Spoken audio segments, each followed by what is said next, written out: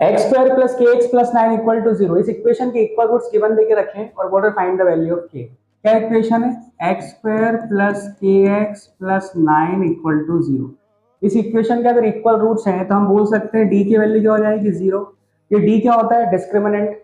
इसकी वैल्यू क्या हो जाएगी? 0। ये डी क्या बताता है हमें? Nature of roots. Nature of roots, nature of roots हमें देख के रखा है आज। क्या? अरे रूट्स का नेचर कैसा है? दोनों रूट्स कैसे? इक्वल। तो मैं कंडीशन लगा सकता हूँ D equal to 0।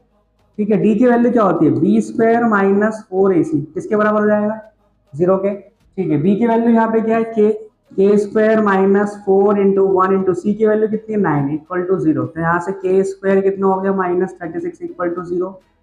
K square is equal to 36। तो मैं बोल सकता हूँ ये इधर रूट लगेगा तो प्लस माइनस दोनों साइन, मतलब के की वैल्यू क्या हो सकती है? प्लस माइनस 6 दोनों हो सकती है।